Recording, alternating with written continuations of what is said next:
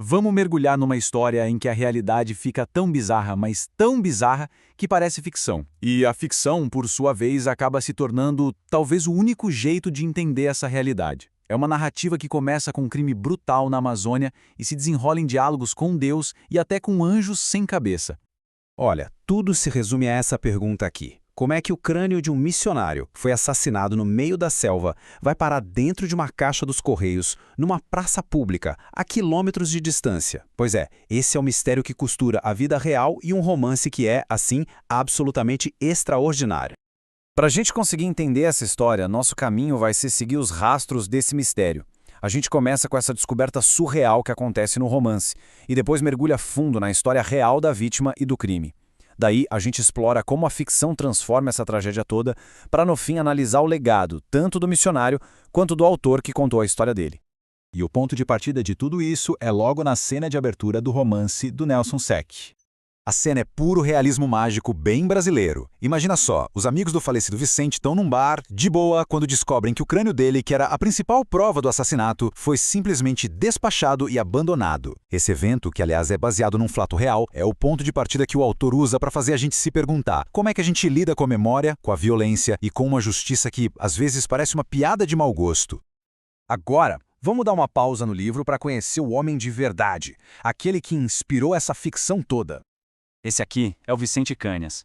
Ele chegou no Brasil como um missionário, mas largou a batina. Ele se tornou Kilke, um igual entre os Enauê e Nenauê. Adotou o modo de vida deles para defender, com unhas e dentes, o território contra a ganância de fazendeiros e grileiros. E essa dedicação toda, claro, transformou ele num alvo. Essa linha do tempo mostra bem a jornada trágica. A chegada, a imersão total na cultura indígena, o assassinato brutal. O corpo dele foi encontrado mumificado. Um detalhe bem macabro que acabou transformando ele numa lenda. E a justiça? Bom, ela demorou 30 longos anos para finalmente acontecer. Uma espera que diz tudo sobre a impunidade na fronteira, né? O ponto principal aqui é esse contraste absurdo. De um lado, a violência explícita do crime, que foi calculado para mandar um recado bem claro. Do outro, a completa inércia da investigação. O romance do Sech não tem medo de sugerir o envolvimento da polícia local, o que ajuda a explicar por que, por décadas, o caso foi tratado oficialmente como se tivesse apenas alguns indícios. A impunidade ali não era a exceção, era a regra. Bom, diante dessa realidade tão sombria, a ficção do Nelson Sec oferece uma válvula de escape fantástica, ácida e, olha, profundamente irreverente. E é aqui que a narrativa dá uma guinada total pro fantástico. O Vicente não vira um mártir silencioso lá no céu, não. Ele se torna um espírito gozador, irritadíssimo por terem levado a cabeça dele e muito mais interessado em assombrar os amigos do que encontrar a paz eterna.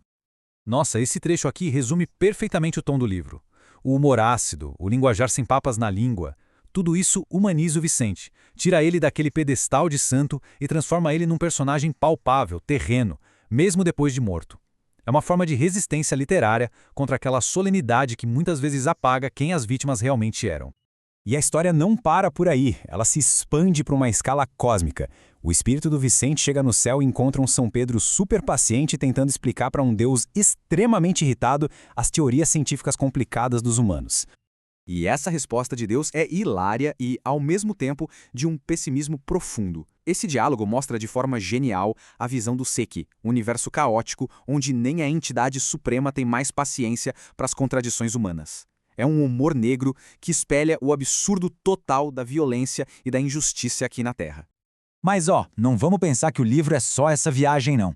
Ele está com os dois pés fincados na dura realidade da fronteira amazônica, usando outras tramas para pintar um retrato bem completo do conflito. O Seixi constrói dois mundos paralelos que simplesmente não se tocam. Lá em Cuiabá, intelectuais e ativistas debatem a Amazônia em mesas de bar. Enquanto isso, no interior profundo, famílias de imigrantes são enganadas, exploradas e mortas. O ponto crucial aqui é o abismo gigantesco que existe entre o discurso e a prática. A história do Naldinho e da das Dores é um soco no estômago. Eles são o retrato da esperança sendo esmagada pela brutalidade da fronteira. A jornada deles começa com um sonho, mas termina em traição, assassinato e uma violência tão extrema que a mente da das Dores simplesmente se desliga do mundo. E é nesse ponto de dor máxima que os fios da trama se unem de um jeito magistral. O espírito brincalhão do Vicente possui o corpo catatônico da das Dores. O sobrenatural e o real se encontram. A voz do missionário que foi silenciado ecoa através da vítima que foi calada pela violência. E assim, eles criam uma aliança totalmente improvável em busca de algum tipo de justiça.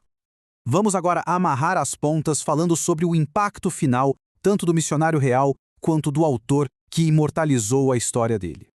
No mundo real, a justiça tardou, mas por muito pouco não falhou. A condenação do mandante, 3 décadas depois, foi um marco. Provou que, com persistência e pressão, é possível sim quebrar o ciclo de impunidade que assombra a Amazônia. Foi uma vitória para a memória do Vicente e para a causa indígena. E esse aqui é o homem que transformou essa saga toda em literatura.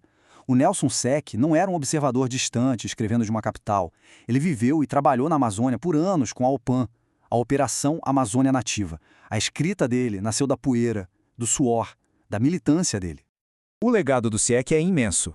Com o ciclo amazônico, ele deu voz e complexidade às violências da região. Ele nos mostrou que a ficção pode ser a ferramenta mais poderosa, não para fugir da realidade, mas para mergulhar nela de um jeito que o jornalismo e os relatórios oficiais jamais vão conseguir. E a gente encerra com essa reflexão. A história do Vicente Canhas e a obra do Nelson Sec provam que, às vezes, um anjo sem cabeça e um Deus boca suja podem nos dizer muito mais sobre justiça e humanidade do que qualquer processo judicial. Quando a realidade fica absurda demais, talvez só a arte consiga, enfim, dar a ela algum sentido.